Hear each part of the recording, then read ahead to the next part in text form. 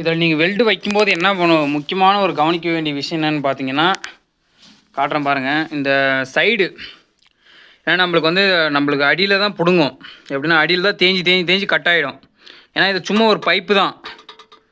பார்த்தாலே தெரியுது, உருட்டாக இருக்கிறது பெரிய சைஸு கம்பியெல்லாம் இல்லை, இது சும்மா ஒரு பைப்பு தான். இந்த பைப்பில் இது ஒரு அரடி பார்த்தாலே தெரியும். இந்த அரடி தான் ரொம்ப தேய்மானம் அடையிறது. ஏன்னா இதுலேருந்து தான் நம்மளுக்கு கண்ணில் அப்படியே கீழே தேக்கினே போகும்.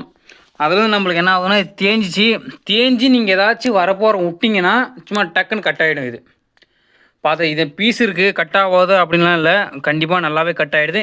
கட் ஆகிறது பெருசு இல்லாமல் இது புடிங்கி விழுந்துருச்சுன்னா இதோட சீட்டிங் வாங்குறது ரொம்ப கஷ்டம். எப்படின்னா கரெக்டாக நம்ம இந்த இடத்துல வைக்கணும். இப்படி மாற்றி வச்சிட்டிங்கன்னா நம்மளுக்கு கரெக்டாக அறுப்பு சரியாக வராது. ஏன்னா நிறைய டைம் இது அப்படி தான் பண்ணி பெரிய பிரச்சனை வந்துருச்சு. இது எப்படின்னா இப்போ வரைக்குமே இது கரெக்டாக சீட்டிங் இல்லை.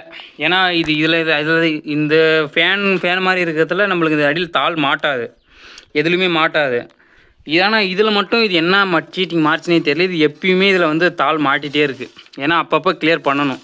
அப்பப்போனா ரொம்ப இல்லை, அதிகமான ஒரு கண்ணி நல்லாயிருக்கும், டஸ்ட் இல்லாமல் இருக்கும், இந்த மாதிரி சத்தம் இல்லாமல் இருக்கும். ஒரு சில கண்ணியில் அதிகமான சத்தம் இருக்கும். அந்த மாதிரி கண்ணிங்களே இந்த இடத்துல கொஞ்சம் மாட்டுது. அது என்ன பிரச்சனை இது வரைக்குமே இன்னும் என்னால் பார்க்க முடியல. கண்டிப்பாக யாராச்சும் எதுக்காச்சும் இந்த மாதிரி பிரச்சனைகள் நீங்கள் சரி பண்ணியிருந்தீங்கன்னா கமெண்ட் பண்ணுங்கள். வாங்க நம்ம விஷயத்துக்கு போகலாம்.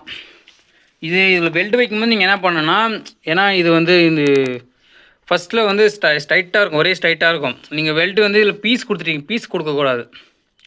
எப்படின்னா வெல்டர் என்ன சொல்லுவாங்க, இதில் ஒரு பீஸ் கொடுத்துடலாம், நல்லா கப்பன்னு பிடிச்சிரும் அப்படின்னு சொல்லுவாங்க. அந்த பீஸ் கொடுத்தீங்க நீங்கள் அறுவடை நம்மளுக்கு சரியாக வராது.